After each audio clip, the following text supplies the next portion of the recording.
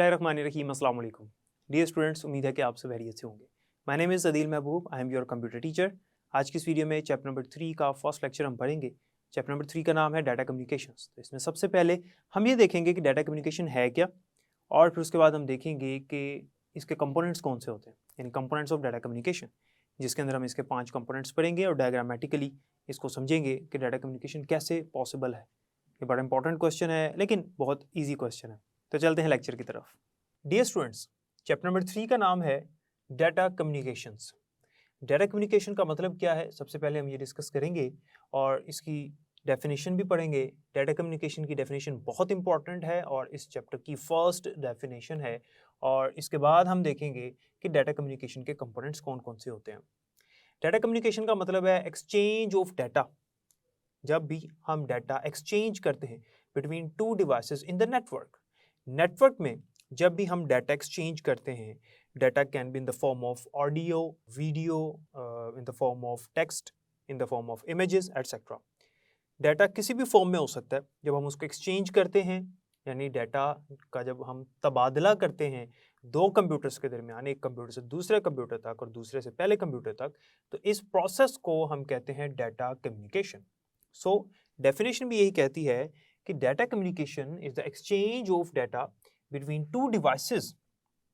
दो डिवाइसेस के दरमियान में जब भी हम डाटा एक्सचेंज करेंगे with the help of some form of transmission media such as wire cable. किसकी मदद से, किसकी हेल्प से हम डाटा कम्युनिकेट करेंगे? With the help of transmission media, some form of transmission media. वो किसी भी टाइप का ट्रांसमिशन मीडिया हो सकता है।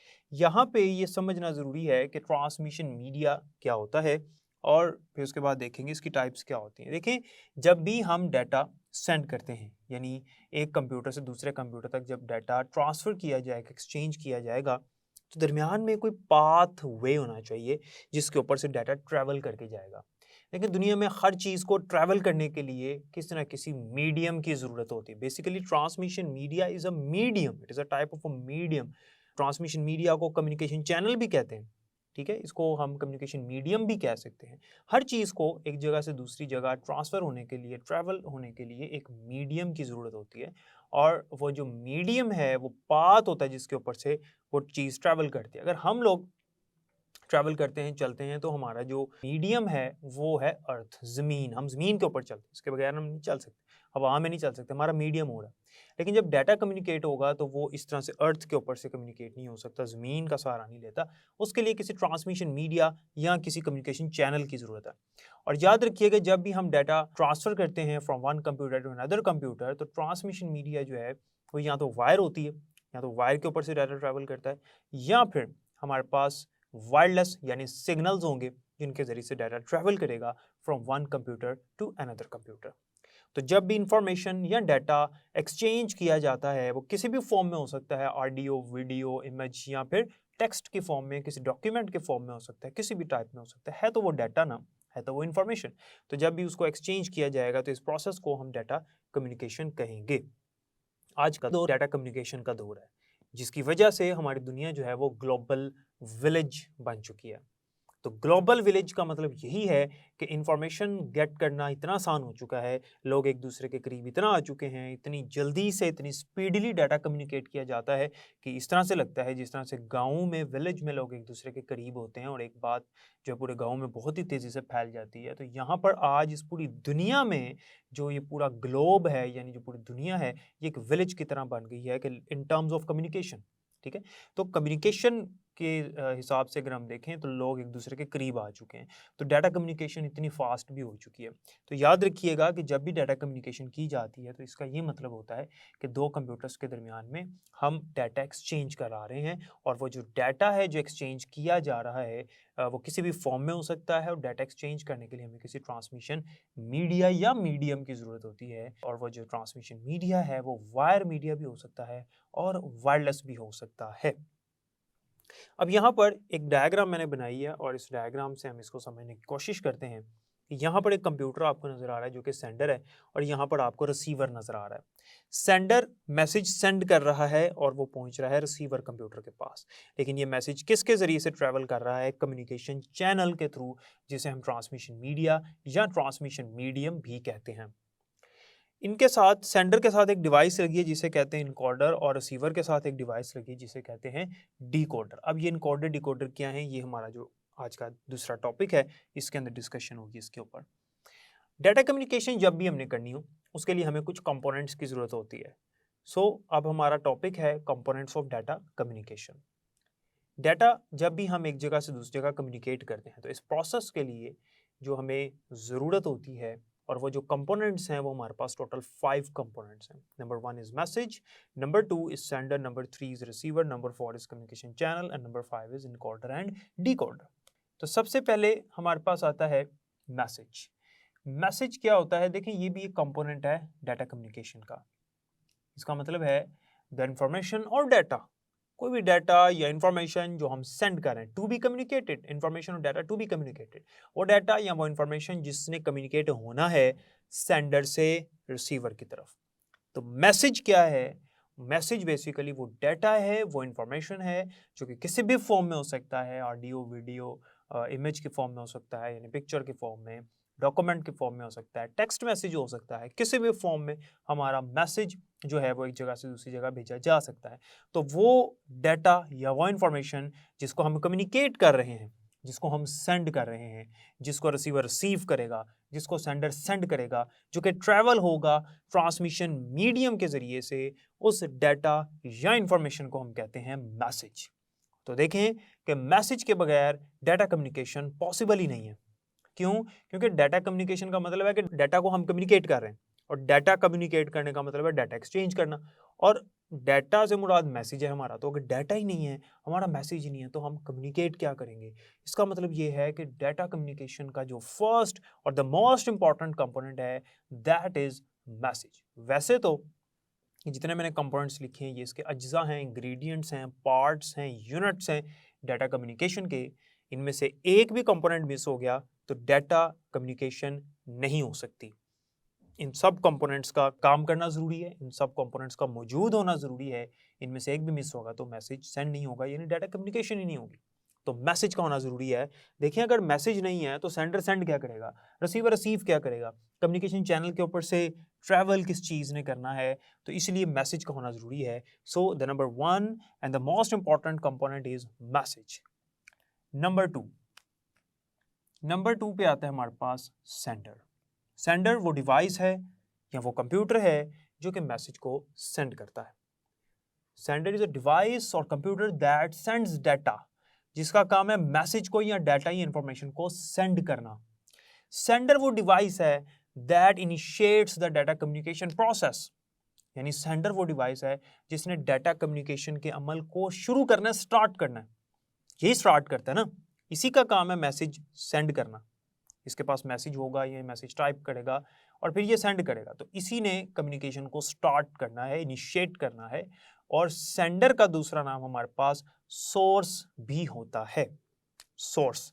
तो बोर्ड में ये डेफिनेशन आपको सोर्स के नाम से आ सकती है, डिफाइन सोर्स।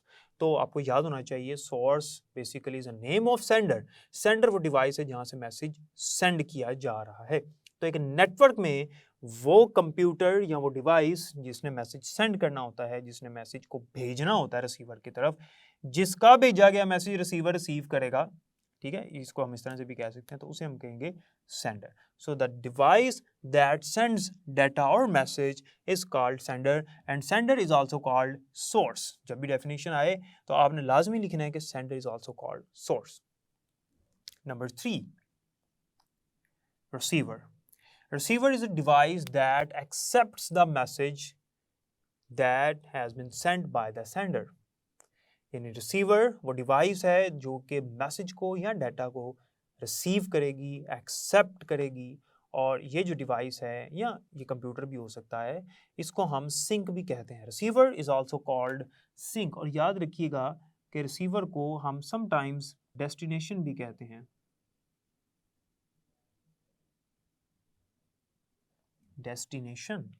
डेस्टिनेशन से मुराद है कि वो मकाम, वो प्लेस, वो जगह जहाँ पर मैसेज ने पहुँचना है, जहाँ पर सेंडर ने मैसेज सेंड किया है, ठीक है। तो receiver is a device that receives data, और receiver is also called sink और डेस्टिनेशन। और याद रखिएगा कि एक नेटवर्क में ज़रूरी नहीं है, होता है वैसे रिसीवर जो है वो कंप्यूटर होता है, लेकिन ज़रूरी नहीं है कि कंप्यूटर ही हो, कोई और चीज़ भी हो सकती है, कोई और डिवाइस हो सकती है। फॉर एग्जांपल, अगर नेटवर्क में हमने प्रिंटर भी शेयर किया हुआ है, तो प्रिंटर को अगर हम कमांड भेजेंगे प्रिंट करने के लिए, तो सेंडर कंप्यूटर जो है वो सेंडर है जहाँ से कमांड जा रही है, और प्रिंटर यहाँ रिसीवर है क्योंकि वो रिसीव कर रहा है कोई कमांड, मैसेज को रिसीव कर रहा है, कोई कमांड रिसीव कर रहा है। तो रिसीवर जो है वो कोई भी डिवाइस हो सकती है नेटवर्क के अंदर। और याद रखिएगा कि डाटा कम्युनिकेशन में ज़रूरी नहीं है कि कंप्यूटर्स दो ही होंगे, एक सेंडर है और एक रिसीवर है, बस नंबर ऑफ कंप्यूटर्स 2 ही हैं, ऐसा नहीं है। मिनिमम नंबर ऑफ कंप्यूटर 2 हो सकते हैं, लेकिन मोर देन 2 कंप्यूटर्स भी हो सकते हैं। यानी डाटा कम्युनिकेशन की डेफिनेशन में भी हमने देखा ना कि इसके अंदर जो है वो 2 डिवाइसेस होती हैं, तो मिनिमम 2 डिवाइसेस हो सकती हैं, 2 से ज़्यादा भी हो सकती हैं, 2 से कम नहीं हो सकती। एटलीस्ट 2 डिवाइसेस होनी चाहिए डाटा कम्युनिकेशन के लिए। ज़ाहिर सी बात है, अगर एक डिवाइस है, एक ही कंप्यूटर है, तो वो मैसेज किसको सेंड करेगा, ठीक है। तो डाटा कम्युनिकेशन के लिए एटलीस्ट 2 डिवाइसेस का होना ज़रूरी है। तो रिसीवर और सेंडर, एक सेंडर है और एक रिसीवर है। तो अब मुझे बताएं कि अगर सेंडर नहीं है तो मैसेज सेंड कौन करेगा? इसका होना ज़रूरी है, ये इनिशिएट करता है सेंडिंग प्रोसेस को। और मैसेज नहीं है तो मैसेज सेंड क्या करना है, इसका भी होना ज़रूरी है। रिसीवर नहीं है तो सेंडर सेंड किसको करेगा, मैसेज जाएगा किसके पास? अगर डेस्टिनेशन ही नहीं है, कोई ना कोई तो डेस्टिनेशन पे कोई डिवाइस मौजूद है ना, तो इसलिए रिसीवर भी एक बहुत इंपॉर्टेंट कंपोनेंट है और उसके बगैर डाटा कम्युनिकेशन पॉसिबल नहीं है। Number 4, communication channel. जैसे मैंने आपको पहले यहाँ पर बताया, we have discussed earlier in this lecture कि ट्रांसमिशन मीडिया जो है इसको हम कम्युनिकेशन चैनल या ट्रांसमिशन मीडिया या मीडियम भी कहते हैं, या कम्युनिकेशन मीडिया या कम्युनिकेशन मीडियम भी कह सकते हैं। यानी ट्रांसमिशन के लिए कम्युनिकेशन का वर्ड भी इस्तेमाल किया जा सकता है, और चैनल के लिए मीडिया और मीडियम का वर्ड भी इस्तेमाल किया जा सकता है। तो communication channel basically is a physical path by which data travels, यानी वो पाथ है जिसके ऊपर से डाटा ट्रैवल करता है from one computer to another, और वी कैन से दैट कि from sender to receiver, sender से रिसीवर तक। तो यहाँ पर जो हमारे पास कम्युनिकेशन मीडिया है उसकी 2 टाइप्स होती हैं, या तो वो वायर होगा, या तो यानी यहाँ पर वायर होगी जिसके ऊपर से डाटा ट्रैवल करेगा एक जगह से दूसरी जगह, या फिर वायरलेस यानी सिग्नल्स होंगे जिनके जरिए से डाटा ट्रैवल करेगा। इसी चैप्टर में हमने आगे जाकर वायर की टाइप्स और वायरलेस की जो टाइप्स हैं, यानी गाइडेड मीडिया और अनगाइडेड मीडिया, इनको भी पढ़ना है। तो कम्युनिकेशन चैनल के बगैर भी कम्युनिकेशन पॉसिबल नहीं है। अगर मैसेज है, सेंडर है, रिसीवर भी है, लेकिन दरमियान में ना तो कोई मोड ऑफ कम्युनिकेशन है, यानी दरमियान में कोई वायर नहीं है, दरमियान में कोई वायरलेस का सिस्टम नहीं है, तो फिर डाटा कम्युनिकेशन कैसे पॉसिबल है? डाटा कम्युनिकेशन पॉसिबल ही नहीं। तो डाटा कम्युनिकेशन का जो 4th कंपोनेंट है, जिसका पार्ट है, जिसका यूनिट है, वो है कम्युनिकेशन चैनल, और इसका होना भी ज़रूरी है। इसके बगैर कम्युनिकेशन नहीं हो सकती, वो चाहे वायर हो या वायरलेस हो, ठीक है। और वायर कोई भी हो सकती है और वायरलेस में टेक्नोलॉजी कोई भी हो सकती है, like mobile communication, satellite communication या microwave communication, radio waves etcetera. ये वायरलेस की भी आगे से टाइप्स हैं, वायर की भी टाइप्स हैं, जैसे मैंने पहले बताया कि आगे जाके हम इसको पढ़ेंगे। नंबर 5, और इसमें उसने लिखा हुआ है इनकोडर एंड डिकोडर। बेसिकली ये एक ही डिवाइस है, काम ये 2 करती है, इनकोडर के तौर पे भी ये काम करती है, डिकोडर के तौर पे भी काम करती है। यहाँ से डायग्राम से अगर हम देखें तो सेंडर जो है वो मैसेज भेज रहा है कम्युनिकेशन चैनल के थ्रू, और रिसीवर उसको रिसीव कर रहा है। तो यहाँ पर 4 कंपोनेंट्स पढ़ लिए हमने, सेंडर, मैसेज, कम्युनिकेशन चैनल और रिसीवर। अब बात आती है इनकोडर डिकोडर की, ये दोनों क्या हैं, ये दोनों कौन सी डिवाइसेस हैं और किस तरह से काम करती हैं। इनकोडर बेसिकली एक ऐसी डिवाइस है जिसका काम है digital signals to analog signals conversion, और डिकोडर वो डिवाइस है जिसका काम है एनालॉग से डिजिटल में कन्वर्ट करना। यानी conversion of digital signals to analog signal is done by the encoder. Encoder करता है ये काम, और इस प्रोसेस को इनकोडिंग कहते हैं, ठीक है। अब हमारे पास होता ये है कि सेंडर के साथ एक डिवाइस लगी होती है, और ये कम्युनिकेशन डिवाइस है बेसिकली, जिसका ये काम होता है कि जो कंप्यूटर से मैसेज निकलना है उसको एनालॉग में कन्वर्ट करना। देखिए, जब तक मैसेज हमारे कंप्यूटर के अंदर मौजूद है ना, जब तक मैसेज हमारे कंप्यूटर में मौजूद है तब तक वो डिजिटल फॉर्म में है, यानी 0-1 के फॉर्म में है, यानी बाइनरी फॉर्मेट में है, क्योंकि कंप्यूटर के अंदर जब तक डाटा होता है वो डिजिटल फॉर्म में होता है। अब इसने कन्वर्ट होना है एनालॉग सिग्नल्स में, ताकि ये ट्रांसमिशन मीडिया के ऊपर से ट्रैवल हो सके, ट्रांसमिशन चैनल के ऊपर से ट्रैवल कर सके, उसके लिए इसको एनालॉग में कन्वर्ट होने की ज़रूरत है।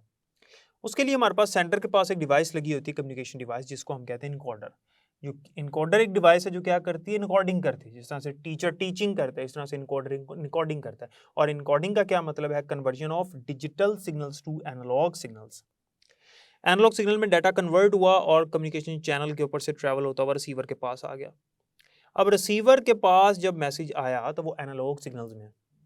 उसके लिए ज़रूरी है कि वो दोबारा से डिजिटल में कन्वर्ट हो, ताकि कंप्यूटर उसको रिप्रेजेंट कर सके, और जो रिसीवर कंप्यूटर है उसमें जब वो डाटा रिप्रेजेंट होगा तो जो वो रिसीवर पे कोई जो भी शख्स बैठा है वो उसको रीड आउट कर सके। एनालॉग सिग्नल्स में तो वो रीड कर ही नहीं सकता ना। एनालॉग सिग्नल्स जो है वो wave form, continuous wave form होती है, और डिजिटल सिग्नल्स बाइनरी फॉर्म यानी 0-1 यानी कंप्यूटर के अंदर होता है डाटा।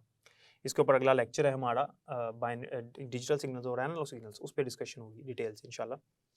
तो यहाँ से जब डाटा ट्रैवल हो के आया यहाँ पर, तो यहाँ पर एक और डिवाइस लगी हुई है जिसे हम कहेंगे डिकोडर। डिकोडर का काम है डिकोडिंग करना, और decoding means conversion of analog signals to back in digital signals, यानी एनालॉग सिग्नल्स को दोबारा डिजिटल सिग्नल्स में कन्वर्ट कर लेना। ये प्रोसेस डीकोडिंग कहलाता है। और डीकोडिंग कौन करता है, डीकोडर करता है। सो डिकोडर वो डिवाइस है जो रिसीवर के एंड पे काम कर रही होती है, और इनकोडर वो डिवाइस है जो सेंडर के एंड पे काम कर रही होती है।